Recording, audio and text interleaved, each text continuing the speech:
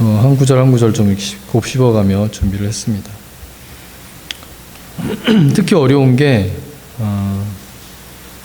이렇게 자꾸 사람들을 이렇게 생각하게 되는 그런 경우들이 많습니다.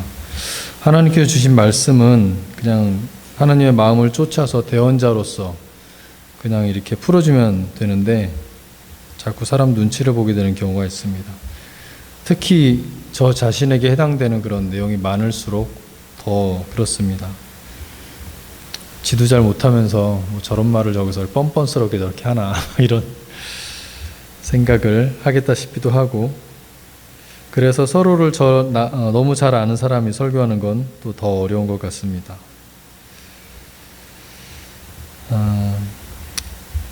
설교 말씀이 사실은 매주 듣는 우리한테 매주 이렇게 전해지는 말씀이라 너무 가볍게 듣게 되기도 하고 또 쉽게 잊어버리기도 하는데, 잘 듣고 무엇보다 잘 적용하시고 나를 바꾸는 그런 노력이 있으면 좋겠습니다.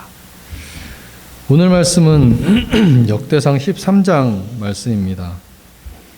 다윗이 왕이 되고 나서 얼마 되지 않았을 때 그런 이야기입니다.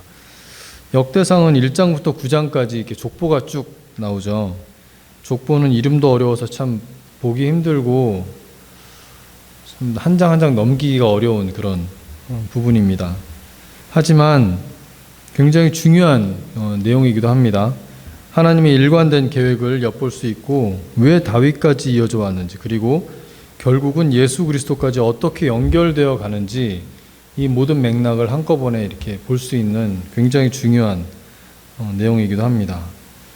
여하튼 족보의 내용을 통해 왜 다윗이어야 했는지를 말해주고 있습니다. 그리고 10장에 가서는 사울 왕의 죽음과 그의 왕국의 몰락을 기록하며 또 다윗 왕의 등장을 예고합니다.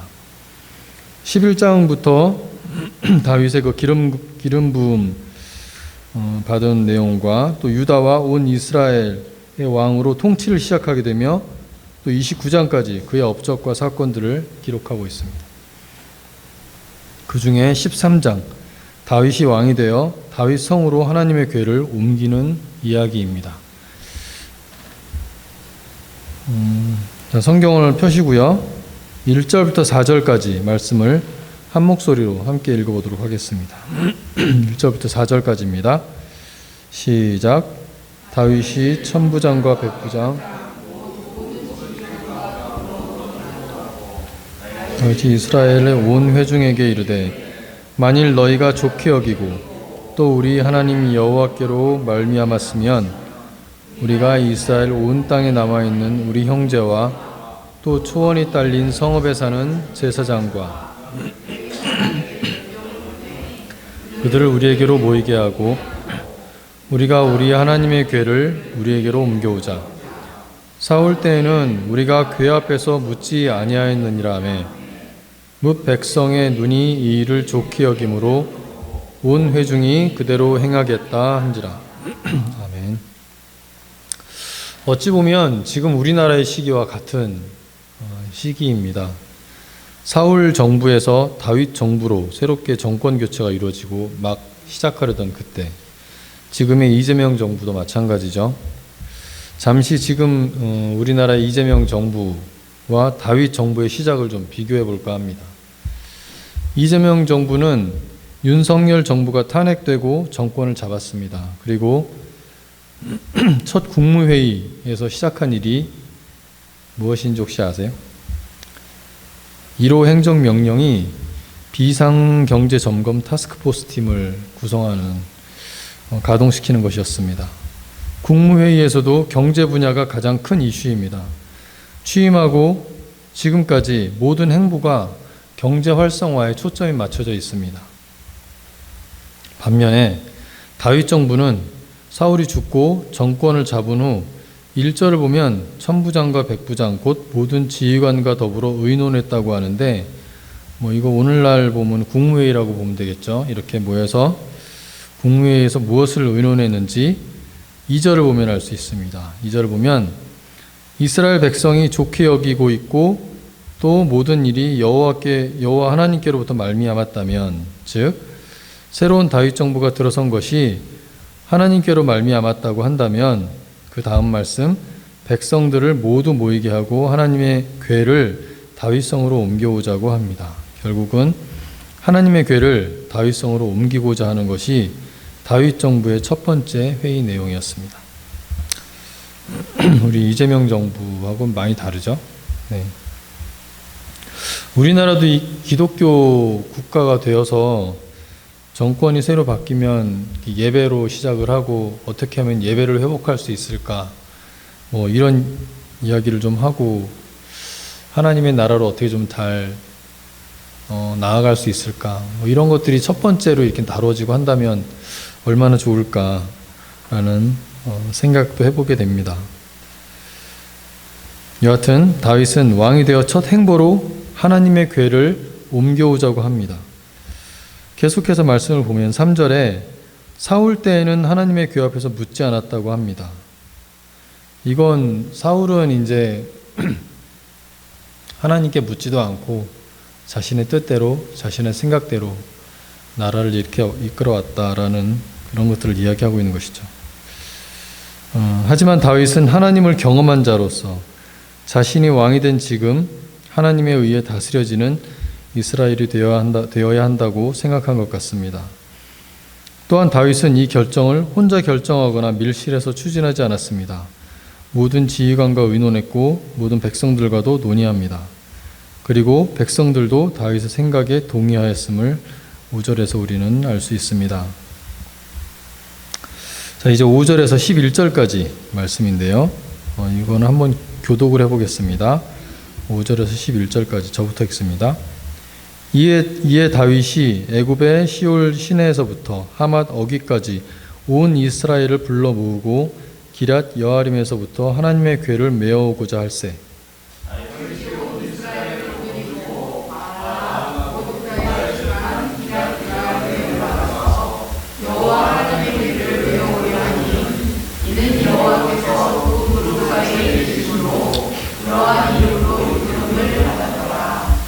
하나님의 궤를 새 수레에 싣고 아비나답의 집에서 나오는데 우사와 아히오는 수레를 몰며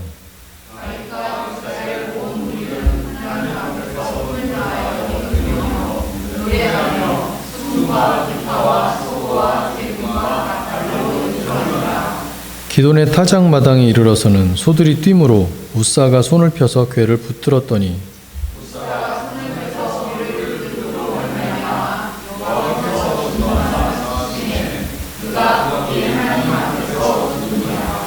여호와께서 우사의 몸을 찢으셨으므로 다윗이 노하여 그곳을 베레스 우사라 부르니 그 이름이 오늘까지 이르니라.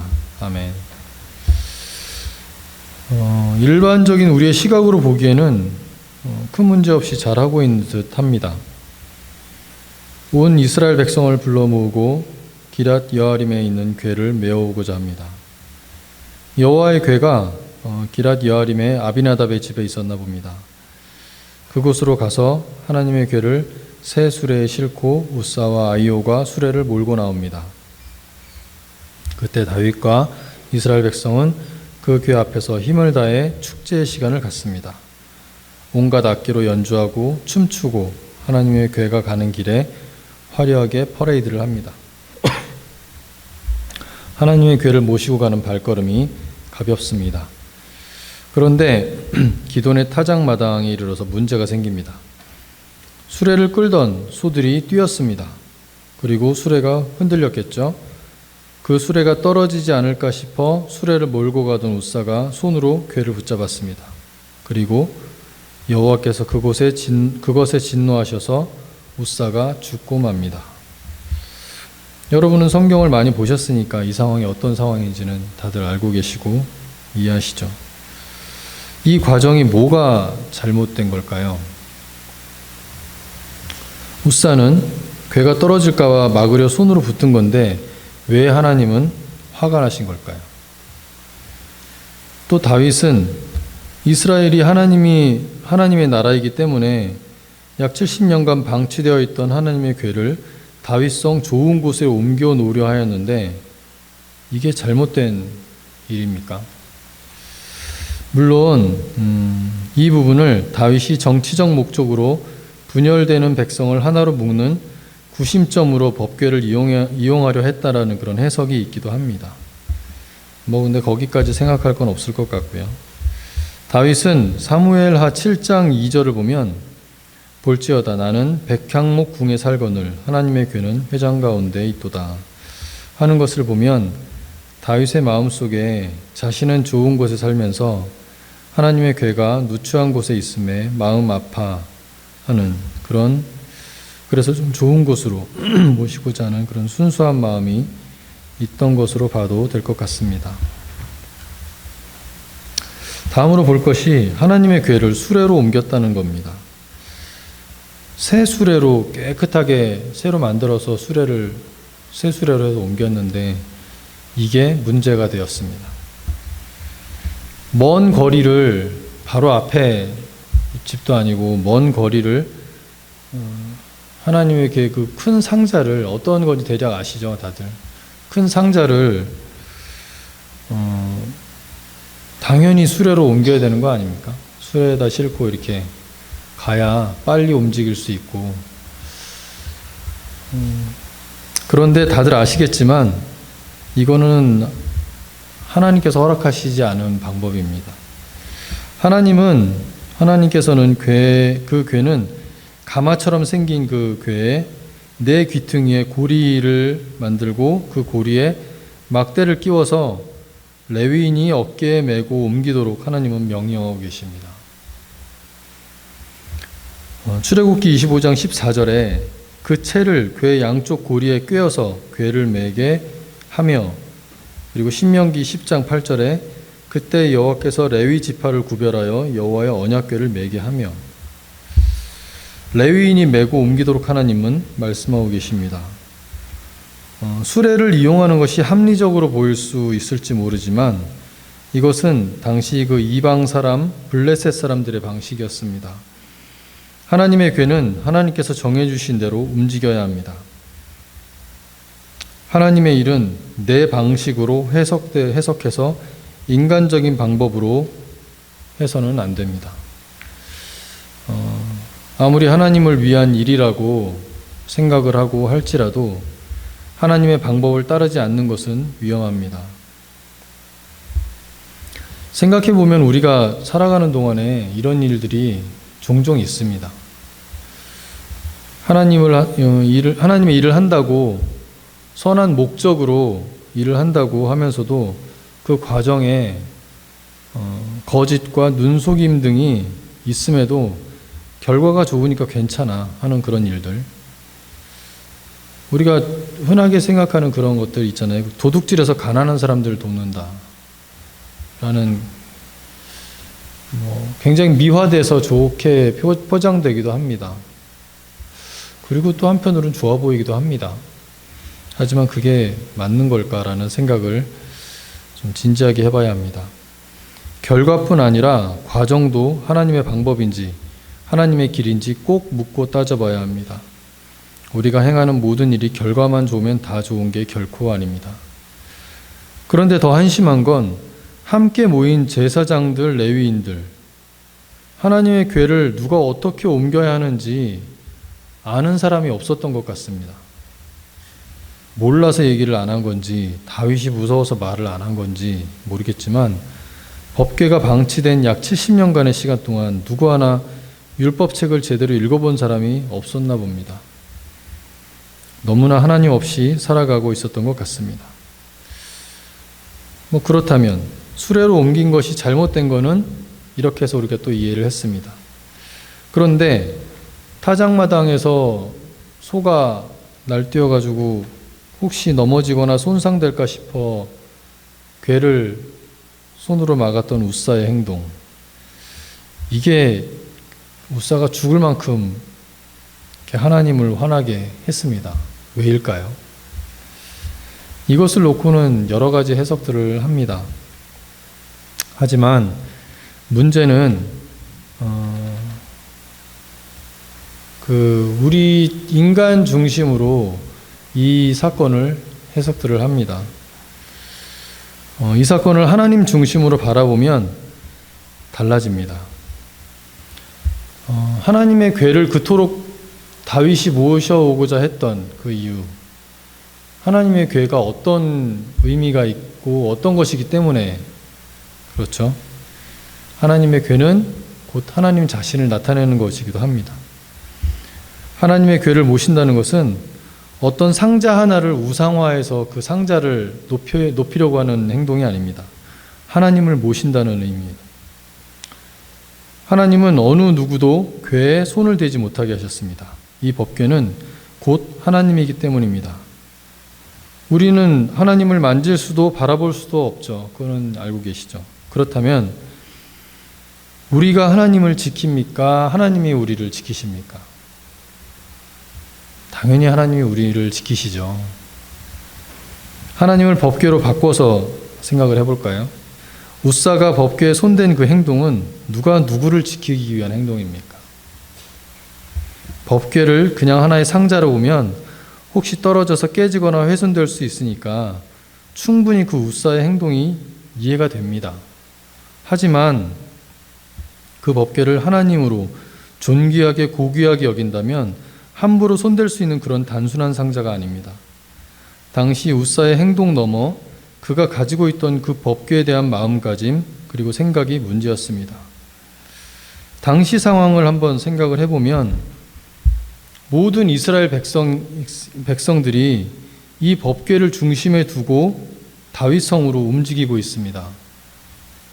마치 축제를 벌이듯이 이렇게 막 찬양하고 나팔 불고 해가면서 수레를 끌고 이 수레를 중심으로 모든 것들이 움직이고 있습니다. 근데 그 수레를 움직이는 중심에 웃사가 있습니다. 웃사는 이 법궤를 책임지고 있다고 생각을 했겠죠. 이런 생각이 하나님 입장에서는 말이 안 되는 그런 생각이라는 거죠. 평소에 우리의 말과 행동 속에서도 웃사와 같은 면이 있습니다. 우리의 삶은, 내 삶은 누가 책임집니까? 하나님이 책임지시는 거 맞습니까? 그러면 우리는 왜 그리 걱정이 많을까요? 돈을 조금이라도 더 벌어서 후대의 아이들까지 아무 걱정 없이 살게 해주고 싶어. 이게 일반적인 사람들의 마음이죠. 그래서 돈을 많이 모읍니다. 내가 살아생전에 다 쓰지도 못할 돈을 모으고 자식들 죽을 때까지도 다 못 쓸 만큼의 돈을 모읍니다. 그러고도 부족합니다. 하나님을 믿는 사람들조차도 그렇습니다. 내 자신이 나를 책임지려는 또 다른 웃사가 아닙니까? 물론 최선을 다해 살아야 합니다. 하지만 하나님을 모시고 살아간다면 하지 말아야 할 걱정, 하지 말아야 할 행동은 구별할 줄 알아야 합니다. 만약 나에게 필요 이상의 재물이 주어진다면 그거는 따로 사용처가 있어서 하나님께서 허락하신 것이지 내게 쌓아놓으라고 주신 건 분명 아닙니다. 내가 하나님의 성전이고 내 안에 하나님을 모시고 살아간다면 누가 주인인지 주인의 뜻대로 움직이고 생각하고 말하고 살아가고 있는지 우리는 심각하게 고민을 해봐야 합니다. 나의 하루의 삶을 돌아보면서 한번 고민을 해보시기 바랍니다. 나의 행동 속에 웃사와 같은 행동이 있진 않은가? 주인 되신 하나님의 생각대로 말하고 행동하며 살아가야 합니다.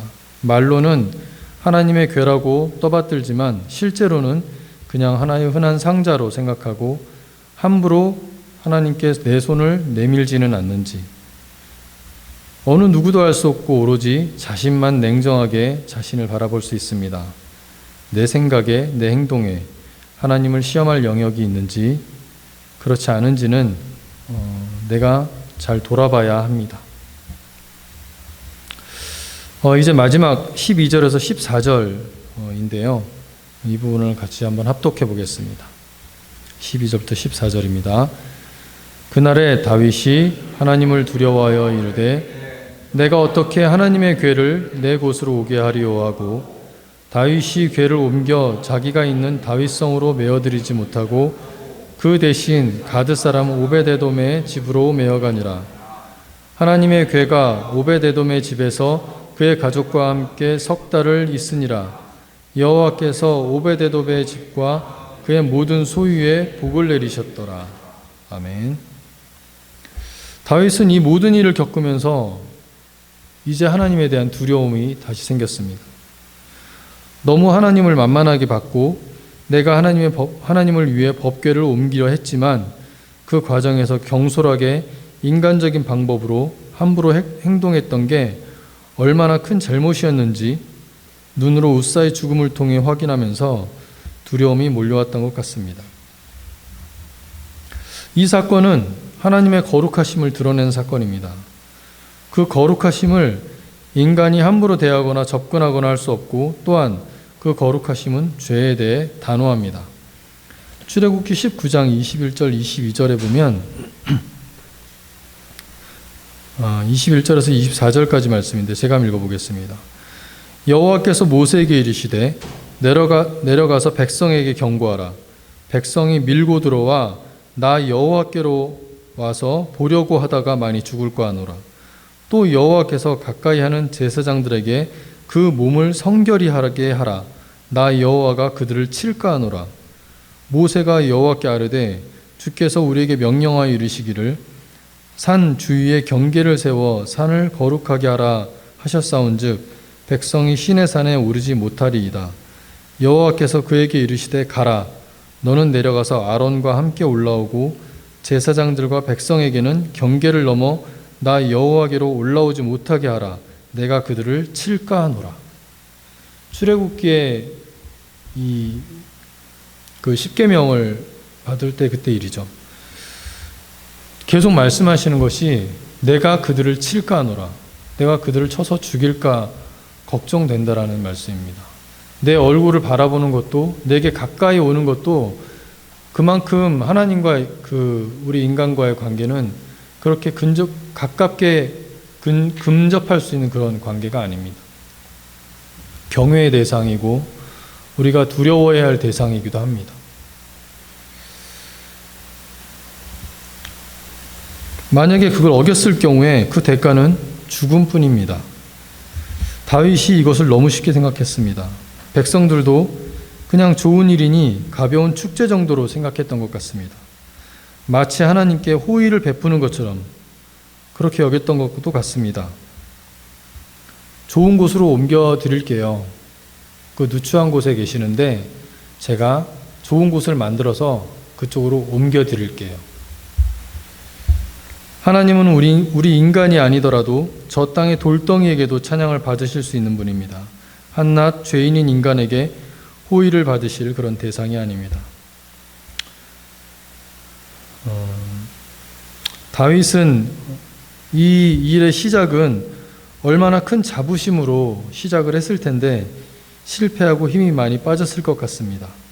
하지만 하나님의 궤를 다윗성으로 모시려는 그 마음은 놓지 않았습니다.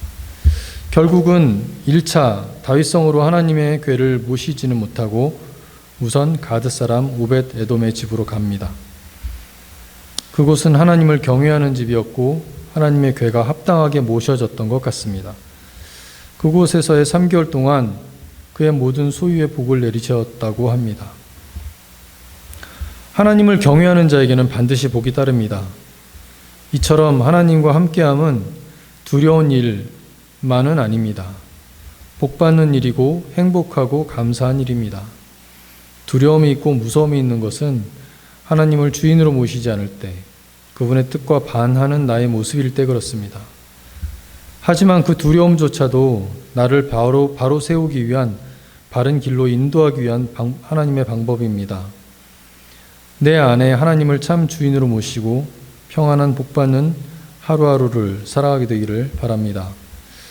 역대상 15장에 다시 하나님의 궤를 다윗성으로 모시는 두 번째 시도가 이루어집니다. 그때는 지금 13장과 같이 경솔함이 없습니다.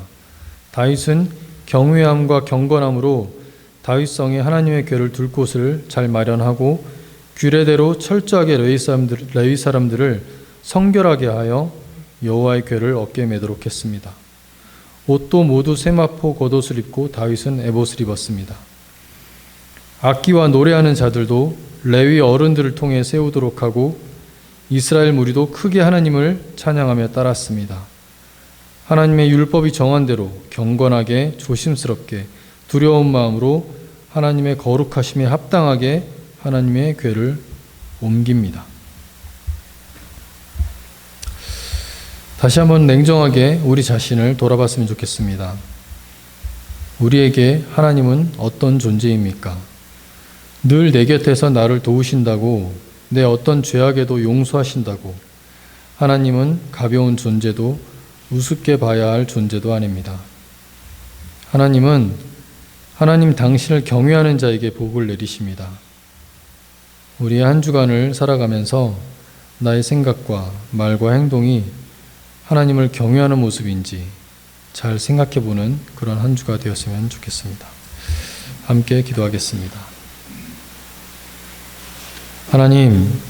하나님은 존귀하신 분이시고 위대하신 분이십니다. 늘 우리 곁에 계심으로 하나님을 너무 가볍게 생각하고 대하는 게 아닌가 싶습니다.